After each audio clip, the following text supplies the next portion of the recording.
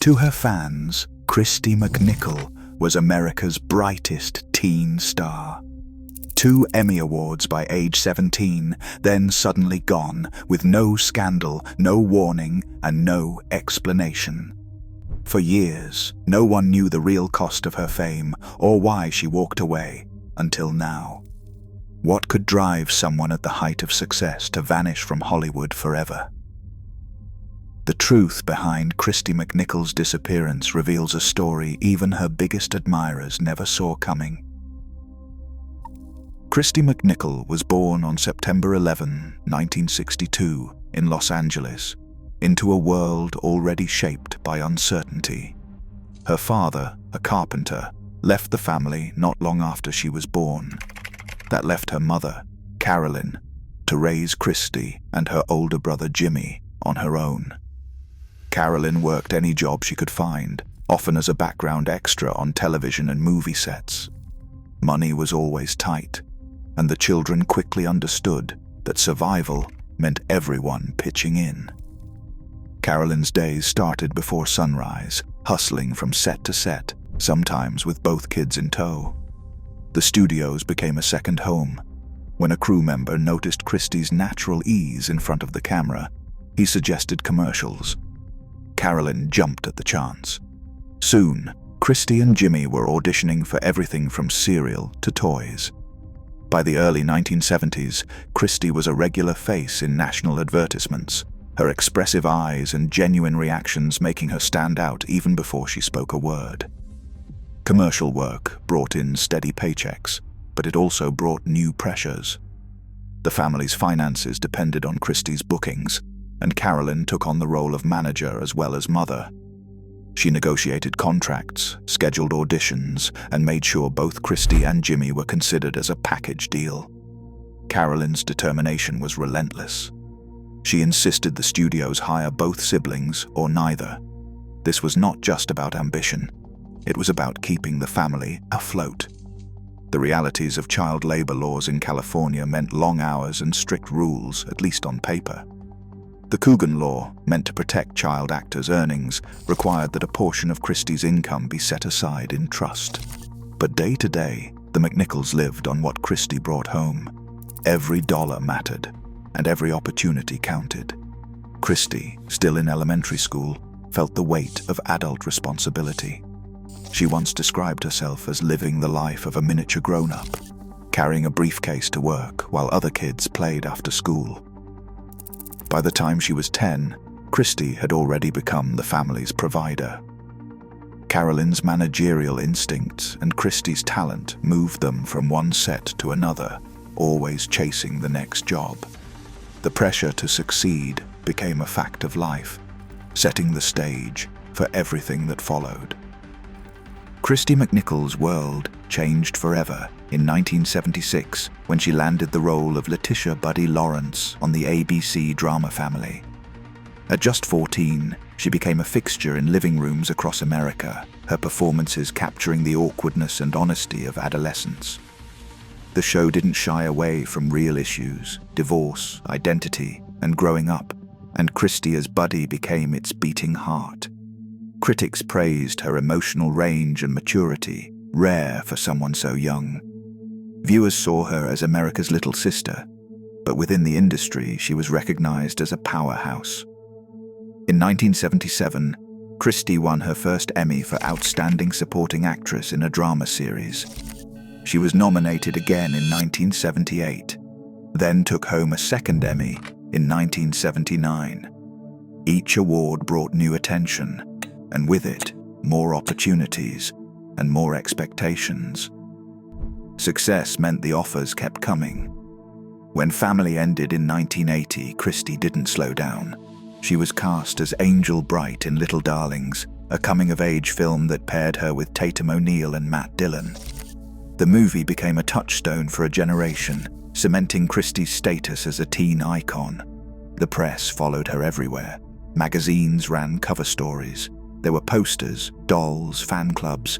Studios saw her as their next big star and lined up projects back to back. The box office numbers for Little Darlings proved she could carry a film, and her salary soared into six figures for her next roles. Behind the scenes, her mother Carolyn managed the whirlwind, negotiating contracts, fielding calls, and protecting her daughter's image. The family's fortunes rose alongside Kristy's, but every new job meant more pressure. Kristy was still a teenager, yet she was now the primary earner, the face of the family and the person everyone depended on. There was little space for rest or reflection. Even as she collected accolades and paychecks, the pace only accelerated. The industry's demands grew louder, and the stakes kept climbing.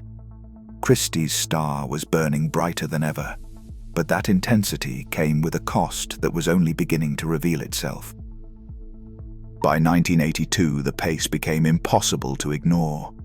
Kristy McNichol was signed to one project after another, her name a guarantee for studios hungry for another hit. But the workload was relentless, and cracks began to show. That year, she starred in The Pirate Movie, a musical comedy released in July of 1982. Hopes were high, but the film crashed with critics and audiences alike.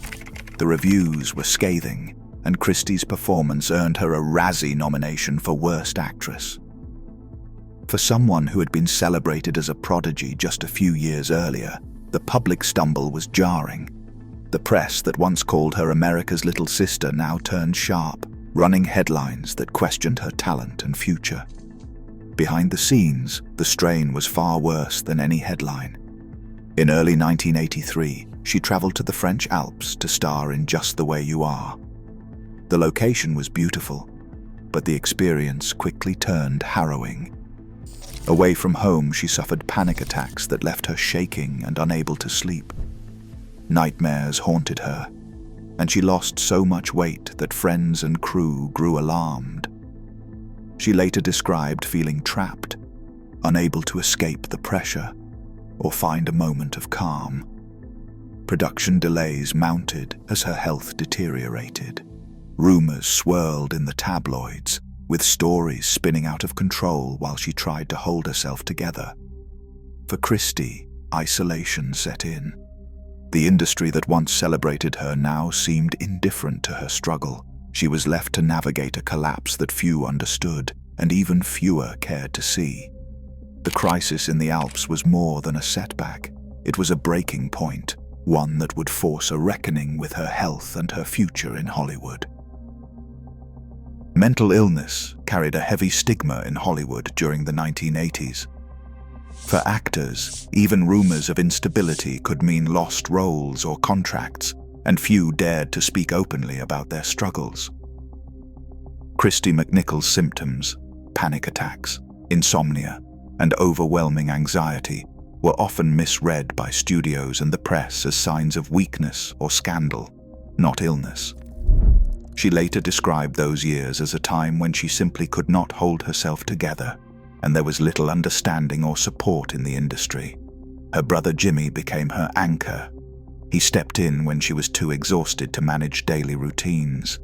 He helped with appointments, shielded her from the most aggressive tabloid reporters, and made sure she had space to recover away from the spotlight. By the mid-1980s, Kristy finally received a name for what she had been battling: bipolar disorder, then commonly called manic depression. The diagnosis explained the cycles of high energy and deep crashes that had shaped her life since childhood. But even with this knowledge, the pressure to keep her condition private remained intense. Studios worried about insurance, and agents feared the impact on her career. Public disclosure was out of the question. Instead, Kristy focused on finding stability where she could. In 1988, she returned to television as Barbara Weston on the sitcom Empty Nest. The environment was calmer, the pace more manageable, and for a while it seemed she had found a new balance. But by 1992, the strain became too much. Kristy made the decision to step away from the show, citing her health as the reason. There was no scandal, no dramatic public statement. It was a quiet exit, after more than 2 decades in front of the camera. In later years, she would explain that leaving was not a failure, but an act of survival. For Kristy McNichol, walking away from Hollywood was a choice to protect her well-being and to finally put herself first. In Hollywood, silence around mental health still costs lives. Today, more young performers speak out, but stigma persists and pressures have not faded. Kristy McNichol's choice to value her well-being over fame remains radical. Her story challenges us. What if peace, not applause, is the truest measure of success?